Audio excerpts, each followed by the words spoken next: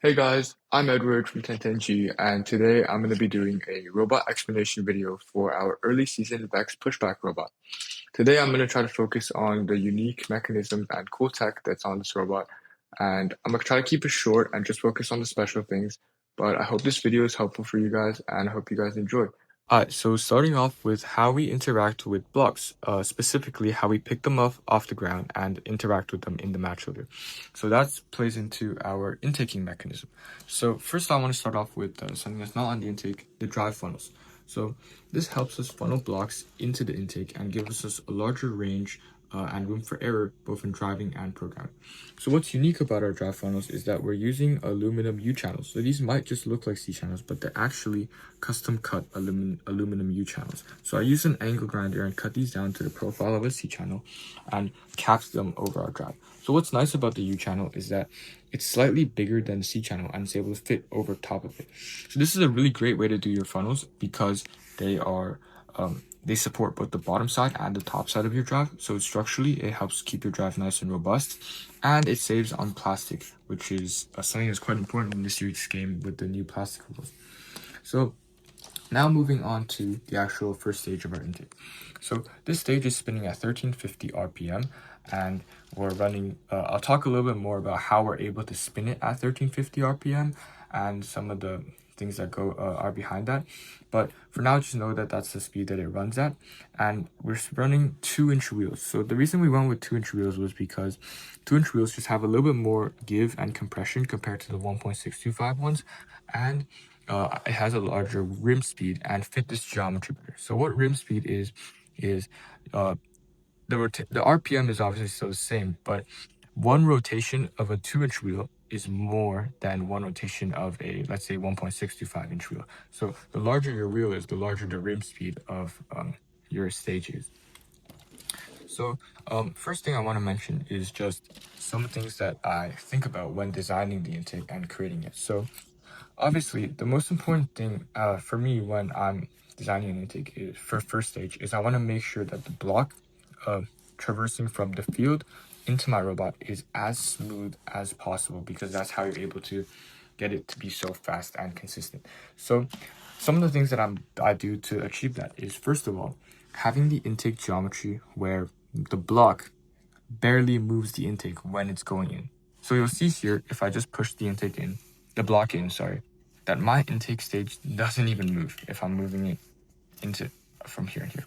But it always has contact with the block still. And because of this, I'm able to intake much smoother instead of, let's say, having this stage be bobbling up and down every time I'm intaking a block. So I'll just quickly demo an intaking.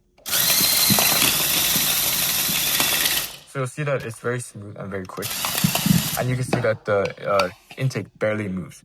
And so another benefit of that is that these chains, since the intake barely moves, does not require a tensioner, which helps with friction and weight saves as well. So the other thing that plays into this is how our intake is mounted. So you see that I could have saved weight and mounted this intake stage much closer to the front and had it pivoting here. But you'll see the thing with that is how torque works is basically, if I'm pushing from a point close to this, then it's going to be much harder than if I'm pushing from a point over here. And it also creates so that's one of the reasons, because the block is going to be overcoming less weight and force compared to if it was shorter. And the second thing is, if I have a closer intake mount, then each time the block goes up, this is pivoting a larger angle. So it's actually changing the X position much more than the amount like this would be. So see, when it moves up, the rollers are barely moving backwards. But if the mount was really close, when it moves up, the roller moved back a lot. So that's pretty much it for the picking up off the ground. The next part is the match loader.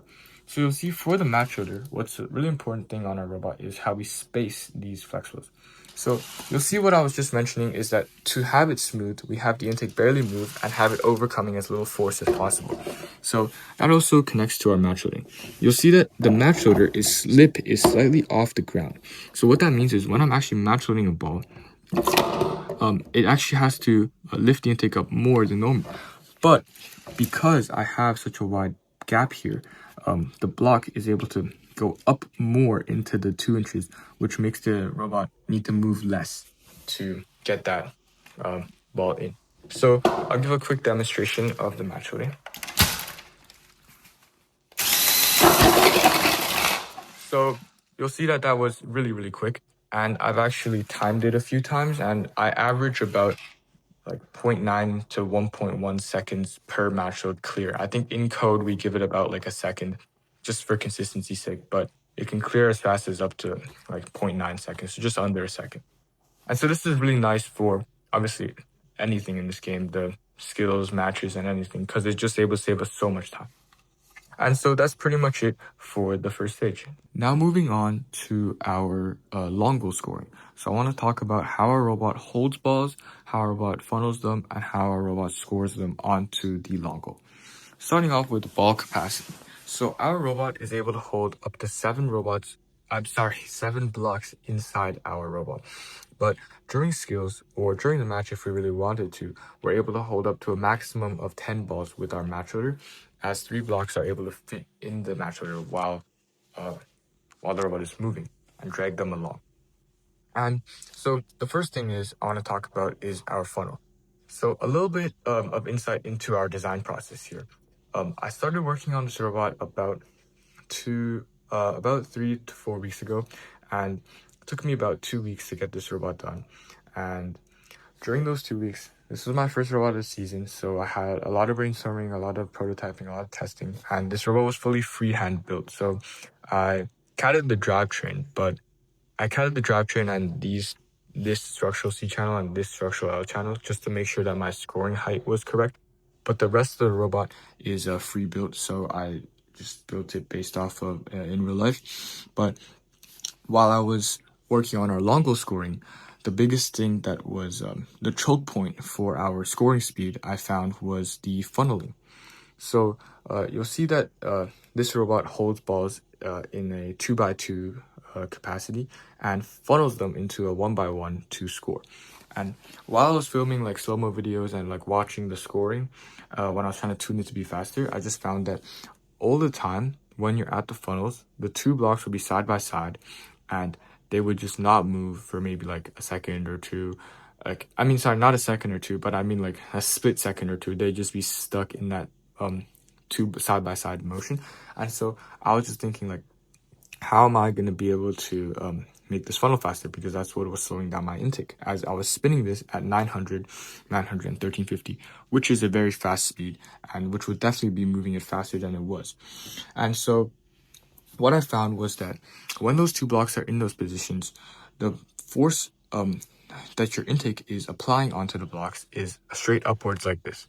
But because you're funneling them side by side into a 1x1 row, and the funnels are the same on both sides, you'll see that this force up of the block and this force creates the funnel 2 forces facing like inwards like this. So there's basically preventing the blocks from getting funneled up. So something that keeps spinning until eventually like one of them gets like a slight like slip forward and then it goes up. But that was a big problem for us, and I was trying to figure out how to fix that. But how I was able to fix that solution problem was creating another direction of force. So basically I wanted to think about how I could cancel out or fix, like add more force into the blocks in some way to fix that issue. And so what I ended up doing was making a compressing funnel. So you'll see here that our funnel isn't actually mounted so this is what normally funnels are mounted like, right? But you'll see ours is just flexible back and forth, and it's pulled together by a band, and it's the same on both sides. And so the reason for this is because it's going to be pushing inwards, trying to compress the balls into a straight line at all times, allowing it to score much faster. But it's still able to hold the same capacity because when you intake, it just gets pushed out. So I'll quickly demonstrate what it looks like. So you'll see here, that's our 7 ball capacity. And you'll see that the funnels are compressed outwards right now. And I'll quickly demo our long goal scoring so you guys can see what it looks like, the funnel compressing in. So you'll see there that the balls get compressed into that single lane and it scores much smoother and much faster and doesn't get delayed or jammed at 2 balls ever. So I was timing. I think our intake was a low battery or something, but I was timing it, and we score about 6 or 7 balls within usually a 1 to 1.2 second range. And yeah, and the second part of our long goal scoring is our hood. So I was actually working quite a bit on this, the hood mechanism part of this as well, because there are quite a lot of reasons why it's so important. The first one being maximizing the amount of blocks scored. So as you see, the long goal here is able to fit a maximum of 15 blocks. And what I found was that with the typical design that I've been seeing, especially is that they have a larger roller here that sticks into the goal more. And that design is maybe able to score 12, 13 blocks into the goal at max. But in skills, if you want to optimize your score, you want to be able to fill this to 15. So what I ended up doing was positioning this roller, having a small roller, and positioning this roller right at the perfect spot where it loses contact with the ball. You'll see right here, it doesn't have contact anymore, right when the ball is sitting at the edge. So this is what lets us score 15 blocks in skills. That's the first part of this hood mechanism. The second part is the actual hood. So you'll see a lot of teams have a second hinging hood, but for us, we just have one, which saves weights and keeps it simple. And so the thing I wanted to mention about this is the geometry of this. So you'll see in its resting position, it's slightly angled downwards. And the reason for this is because a lot of times you'll need to sit here just to prevent a descore or prevent them from scoring more sometimes. So you'll see if I'm pushing a block against this, the force is going downwards because this is facing downwards. So if this was straight or upwards, you'll see that the block would be able to push it up and get into my robot, which would end up us losing more blocks.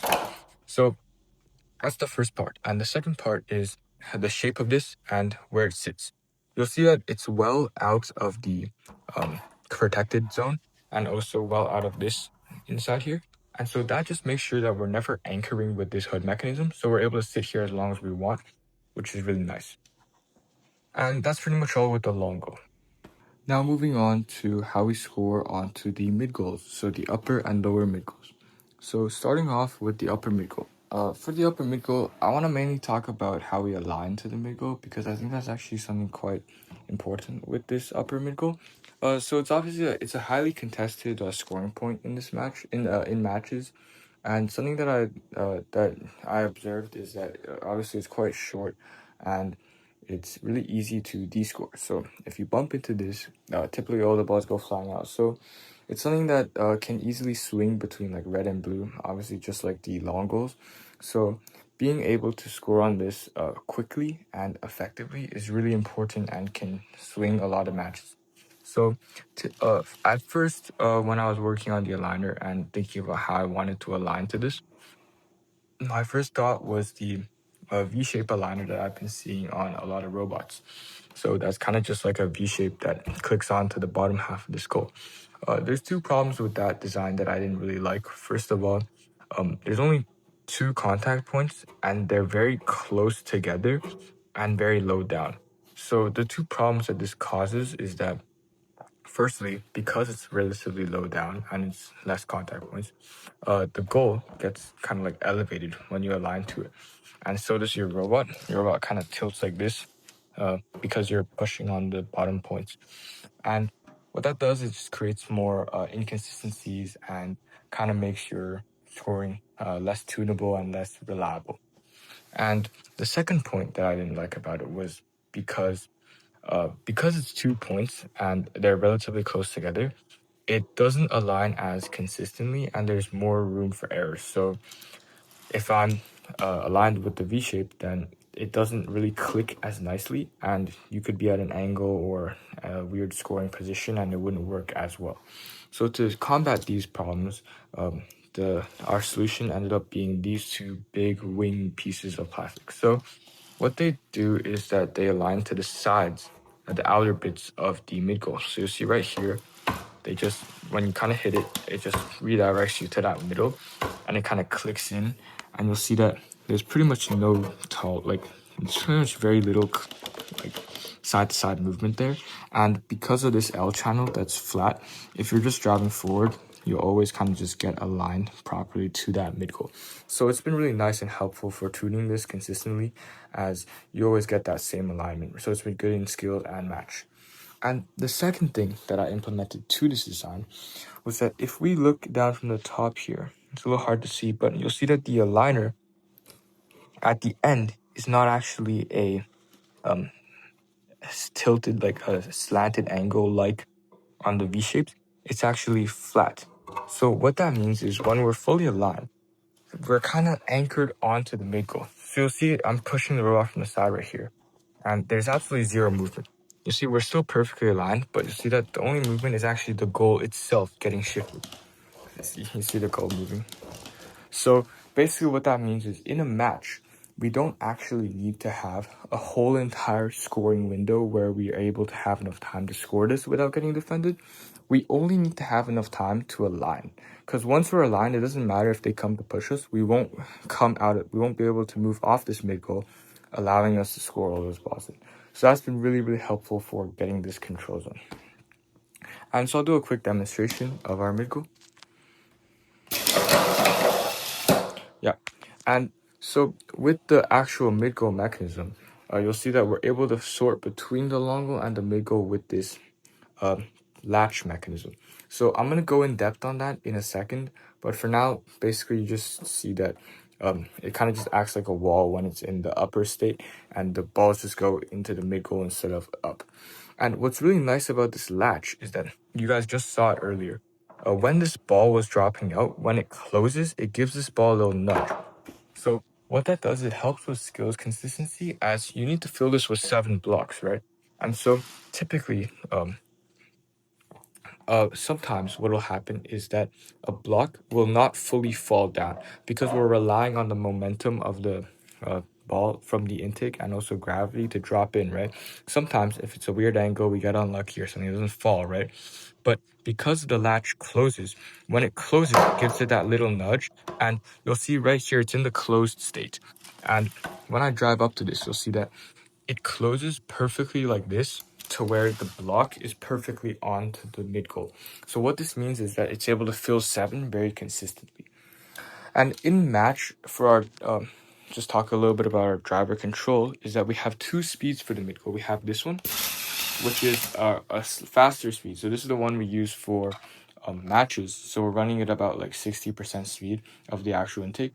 And this just allows us to still score blocks, but spin them out a little faster so they can give a little bit of a push and save time. But in skills, what we do is we only run this faster speed for about halfway through. So after we score 3 or 4 blocks, we finish the last 3 blocks using the even slower speed. And so this just makes sure that we don't push any blocks out and that we're getting 7 each time. So that's it with the upper mid goal. And now I'm going to talk about the lower mid goal. So the lower mid goal is the weakest point on this design, definitely, because of the too wide bottoms part of the intake. I was actually contemplating building a single laned, like a single way scoring robot, but I didn't end up going with that design because of other reasons. But with this, what I was able to do was figure out a way to get the robot to consistently score in the logo with 2 or 3 balls at a time. So the way we do that is it also connects to our compressing funnel. You'll see when it has a compressing funnel, it actually is a single lane scoring. So you'll see here, if I just intake 2 blocks, you'll see that they're actually in a straight line because the funnel's compressed. So with only 2, there's not enough force to uncompress the funnels. And you'll see the same thing with 3 when I just pick up this third one. You'll see all 3 of them are in a straight line because the funnels are currently creating a single lane. So you'll see when we go up to this mid goal and to score and we spin outtake, we're able to put all 3 in very smoothly and very nicely. Let me just finish that. And so this is basically the mid-go mechanism, logo mechanism that we have. And the last part that plays into helping us get this consistent mid logo for 3 blocks is the spacers, the flexible spacing. Like I said earlier, with the match loaders, it also affects the scoring here, since the logo is actually elevated off the ground. So we want the intake to move less, right, when scoring. So this gap helps that intake move less. And it also has a funneling effect, because the ball is obviously going to try to go with the route that has the least force. So if the ball is slightly misaligned to the center, because it's, instead of trying to just force its way here, because then it's gonna have to lift more, it'll funnel to the middle because that's where the path is easier. And so that's pretty much our mid-goal scoring. Okay, next up, I'm gonna tie everything together and basically explain just how we're able to run everything with 2 motors, run everything this fast, and how that actual sorting between stages works. So you'll see here that right here, this mechanism. So I'll get to this in 1 second, but first of all, I want to mention 2 motors. So you'll see right here, our intake is powered by 2 motors, and every stage is chained together. So the reason that we went with this design was because obviously, if we're able to run it at 2 motors throughout the entire stage, I'm able to run the intake almost double the speed of a 1 motor split, which is what's really common. And but the problem that you get with running everything chained together is that you aren't able to hold blocks, obviously. So how the 1 motor ones work is that I believe they reverse this one slightly, or just don't spin it at all, and then only spin the bottom half, and then that's how they're able to hold blocks in their robot. But for us, since everything's linked together, we aren't able to control like the top half separately. So we had to create a ball lock mechanism. So what that is right here. So in this neutral state, this is what I'll call it. So the neutral state, or the ball lock state, this hatch basically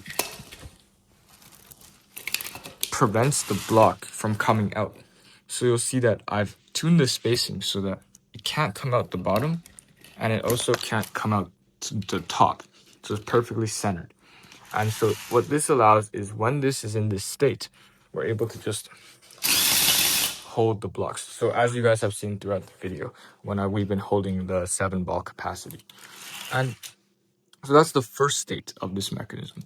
And the second state of this mechanism is the long goal scoring state. So that's when this is down. So you'll see that when this is down, that the intake now becomes just one straight line path upwards and allows us to score into the long goal. So I'll demonstrate that quickly. Oh, sorry. So that was the intaking to hold stage, right? And then this one is the scoring. Yeah, so let's pass. And the last state is our mid-goal state. So this state is when both the pistons pull upwards. And so you'll see right here, it goes from ball lock state to mid-goal state. So in this state, the block isn't able to go to the top, but now it has space to go out from the middle. And that's how we score onto that mid-goal, as seen earlier. And so how are we able to get 3 states out of this one hatch? I'm able to do this by this cool mechanism that I designed, which is it's actually quite simple. It's just 2 pistons connected together. So normally a piston has 2 states, either up or down. But in this scenario, we need to have 3.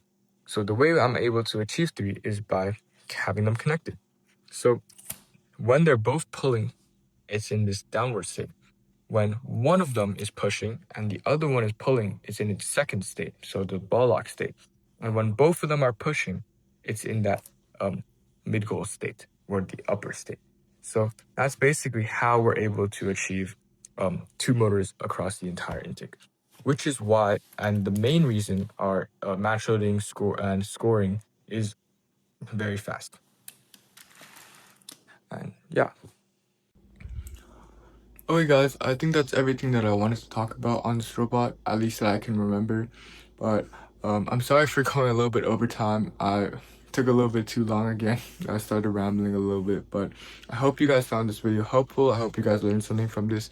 And if you guys have any more questions or are still curious about some things on this robot, or just have any questions in general for me, feel free to message me on Discord. I'll leave my username and information in the description. But thank you very much for watching, and I hope to see you guys in the next video.